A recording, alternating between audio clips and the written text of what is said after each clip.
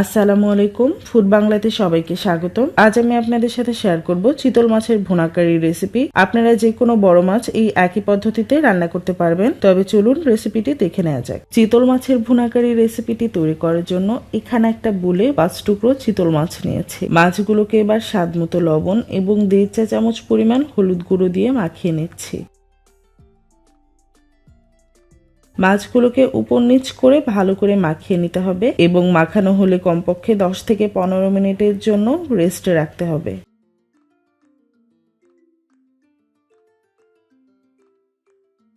এবার চুলায় একটা প্যান বসিয়ে দিয়েছি। এবার হাফ কাপ পরিমাণ সরিষা তেল দিয়ে দিচ্ছি। এখানে সয়াবিন তেলও ব্যবহার করা যাবে। তেল হালকা গরম হলে সাবধানে মাছগুলো তেলে দিয়ে দিচ্ছি।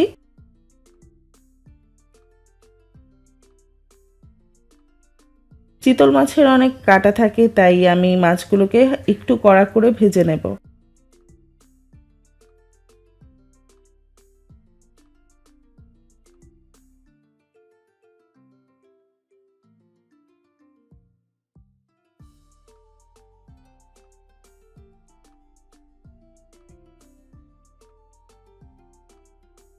মাছগুলো ভাজা হয়ে গেছে, তুলে নিচ্ছি।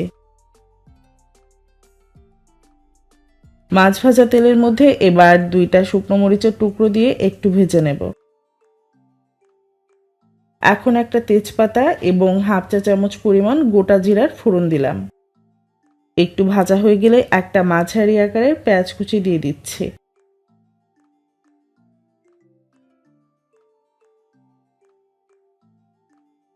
স্বাদ মতো লবণ দিয়ে দিলাম। এখন 2 চা চামচ পরিমাণ আদা বাটা দিয়ে দিচ্ছি।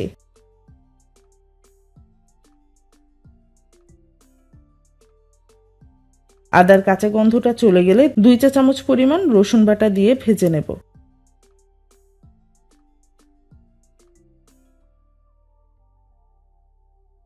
2 চা চামচ পরিমাণ জিরা বাটা দিয়ে দিলাম।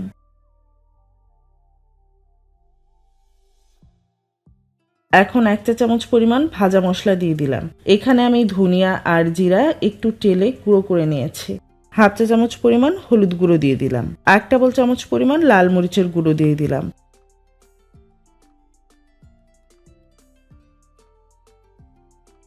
1 কাপ পানি দিলাম, মশলা যাতে পুড়ে না যায়। সব সময় খেয়াল রাখবেন মশলা যাতে পুড়ে না যায়, তাহলে তরকারির স্বাদ কিন্তু নষ্ট হয়ে যাবে।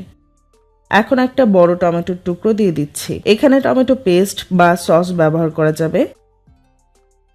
এখন মশলা কষানোর জন্য ঢেকে দিচ্ছি।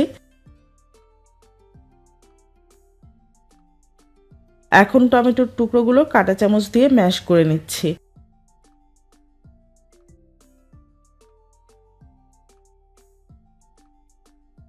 আর টমেটোর যে পাতলা খোসাটা রয়েছে এটা ফেলে দিচ্ছি।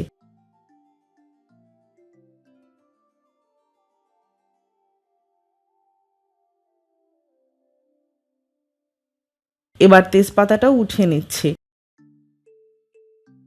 খুব ভালোভাবে মশলাগুলো মিশিয়ে নিচ্ছি।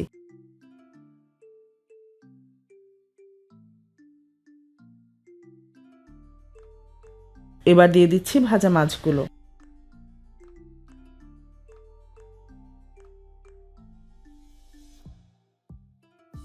এখন মশলার বাটি ধুয়ে হাফ কাপ পানি দিয়ে দিচ্ছি।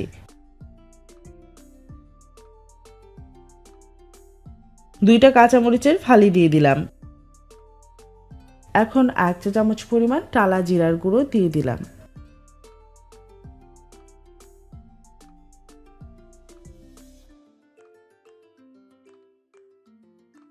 এবার মাছ কষিয়ে রান্না হওয়ার জন্য ঢেকে দিলাম।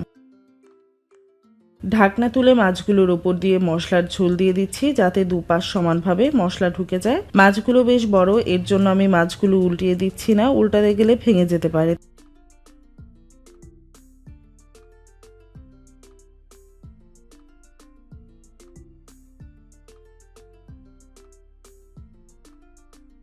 এখন হাফ চা চামচ পরিমাণ ভাজা মশলাটা আবার দিয়ে দিচ্ছি ভালো একটা ফ্লেভারের জন্য। এবার লো হিটে ঢেকে আরও 5 মিনিট রান্না করব।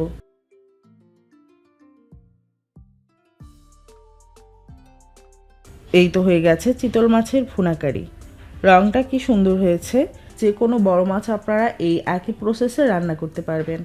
আশা করি ভিডিওটি আপনাদের ভালো লেগেছে। পরবর্তী ভিডিও পর্যন্ত আল্লাহ হাফেজ।